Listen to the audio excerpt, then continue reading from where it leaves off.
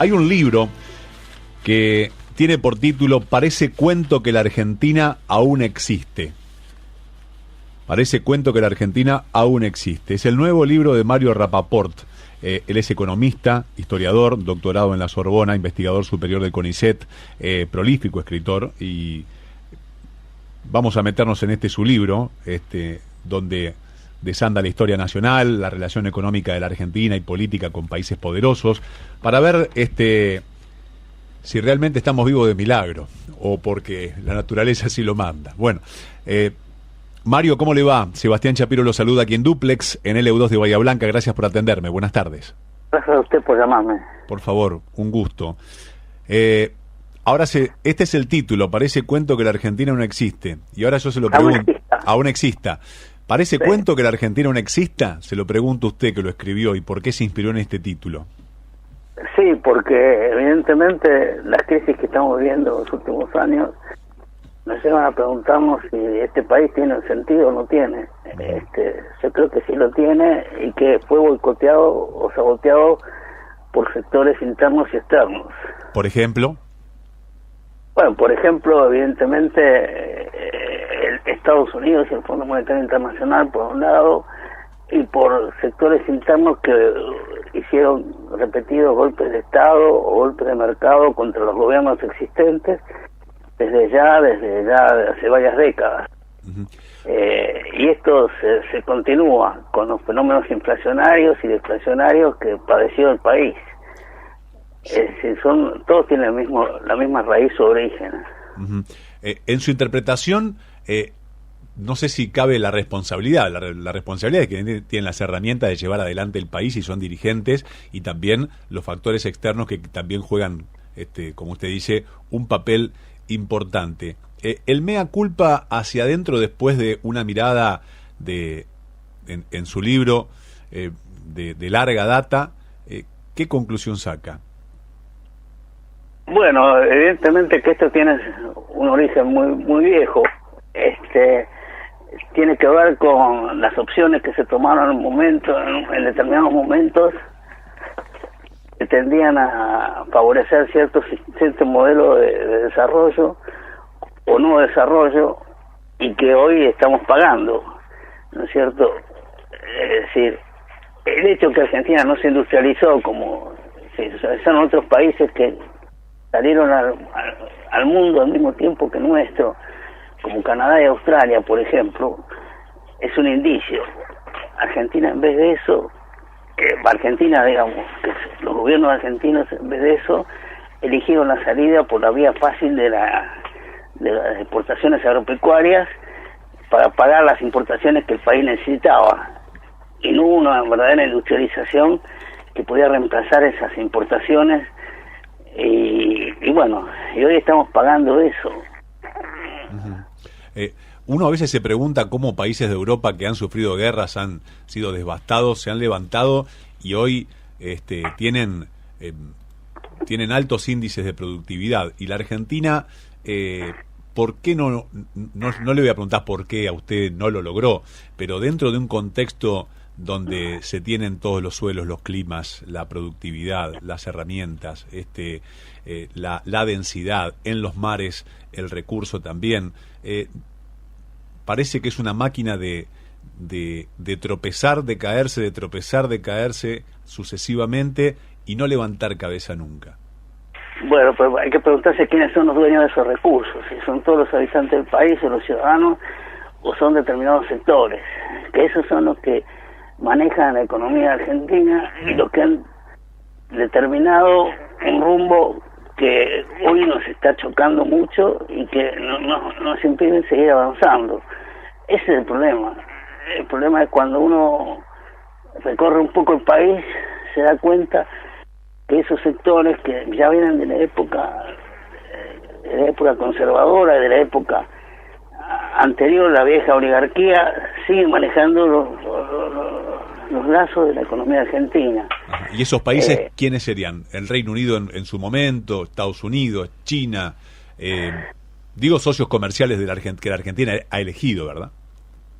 Sí, evidentemente que primero los lazos con Gran Bretaña fueron muy fuertes durante casi un siglo, y eso determinó cierto tipo de desarrollo, cierto tipo de economía dependiente de los flujos de capital británico, y luego con Estados Unidos se dio incluso una situación más difícil, porque a diferencia de Gran Bretaña, que era un país que compraban los productos argentinos o que los necesitaba de cierta manera, Estados Unidos, por el contrario, es un país competidor, no es un país complementario de la Argentina, y por lo tanto hubo muchos problemas en las relaciones con Washington, motivado por esas razones. Por eso el querer hoy meternos en una camisa de 12 varas para comerciar solo con Estados Unidos, ignorando al resto del mundo, me parece que es un error garrafal, porque Estados Unidos no les interesa los productos argentinos y siempre nos han puesto barreras arancelarias y otro tipo para entrar en el mercado norteamericano de nuestros bienes. Pero además porque tampoco es suficiente que un solo país nos compre lo que nosotros tenemos.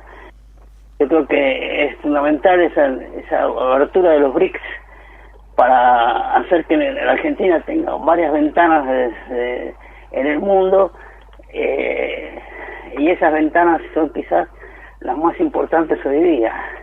Brasil, China, la India son más importantes que los mismos Estados Unidos, pero hay fuertes razones geopolíticas, militares, que nos ponen una camisa de fuerza para que eso no se produzca.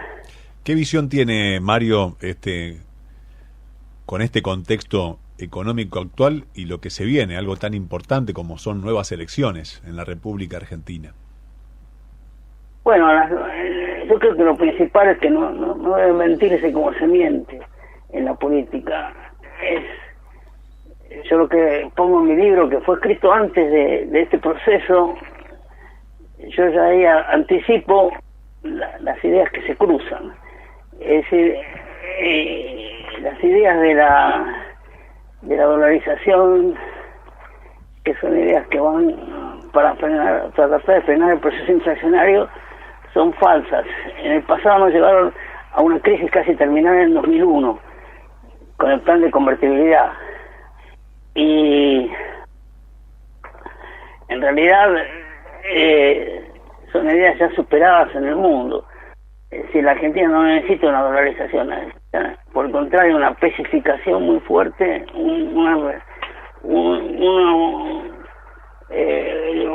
reforzar el valor del peso a través de inversiones productivas, de ampliación del mercado interno, y eso es lo que nos va a permitir exportar más y tener más divisas para usarlas en otros sectores de la economía. Pero no es la dolarización, porque la dolarización, como ocurrió en el 2000, en el 2001, nos llevó a una deflación descontrolada y a la pérdida de todo signo monetario, que hubo que reemplazar con monedas espurias como los patacones y otras monedas provinciales. Creo que es muy simple el tema. El tema es que hoy día no estamos en una situación igual que el 2001, porque el 2001 era una situación deflacionaria, que son las peores crisis de todas, como señaló Jack Keynes en el pasado, y no estamos en una situación, ahora estamos en una situación hiperinflacionaria, pero no ni siquiera llegamos a la hiperinflación. La hiperinflación fue en el 89 y 90, que había 50% de inflación mensual. Hoy, aunque llegue a un 10% de inflación mensual, está muy lejos de aquellas cifras. Y me parece pero que... la estamos pasando mal, Mario. Hay 100 y pico % de inflación interanual. No, anual hay 80% de inflación. Igual es una locura, ¿no? En el 1989 había 3.000% de inflación, y en 1990 2.500% de inflación. Nos olvidamos de las cifras reales, de lo que pasó. Eso es lo que instaló el plan de convertibilidad. O sea que entre 100%, 100 o 120% y 3.000% hay una diferencia monumental.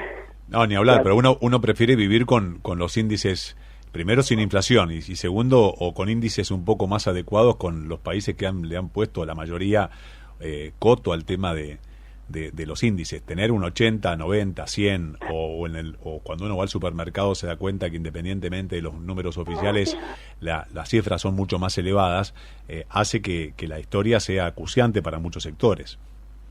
Sí, donde han resuelto donde han resuelto muchos países vecinos, digo, de la región, el tema inflacionario ya hace un tiempo y nosotros todavía esa materia no la dimos, es más, venimos repitiendo el año hace décadas.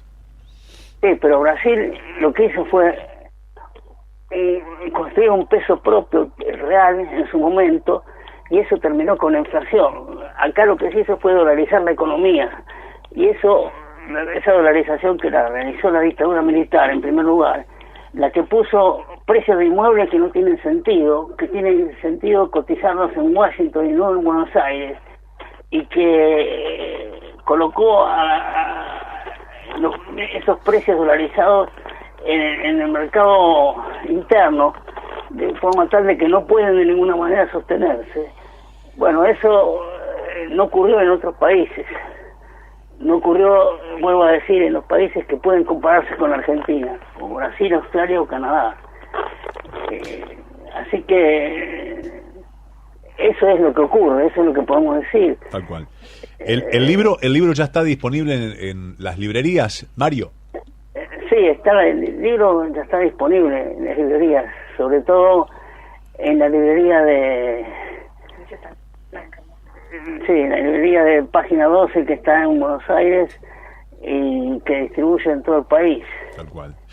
Bueno, el libro lo van a encontrar como Parece cuento que la Argentina aún existe, creación de Mario Rapoport, quien es economista, historiador y doctorado en Sorbona, investigador del CONICET también y escritor aquí de la República Argentina. Mario, le agradezco infinitamente que me haya atendido, lo felicito por su libro y le deseo lo mejor. No, le agradezco a usted haberme llamado y en el libro se analiza muy bien el tema de la posición del dólar en el mundo, que se ha deteriorado muchísimo en los últimos años y que por lo tanto no podemos seguirlo ciegamente. Tal cual. Tenemos que abrirnos a otros mercados y creo que esa es la respuesta que tenemos que dar al tema de la inflación. Ojalá se solucione. Gracias por atenderme, Mario, y por sus conceptos tan valiosos. No, al contrario, gracias a usted. Por favor. El historiador y economista Mario Rapoport, a propósito de su libro, Parece cuento que la Argentina aún existe. Menos mal que existimos.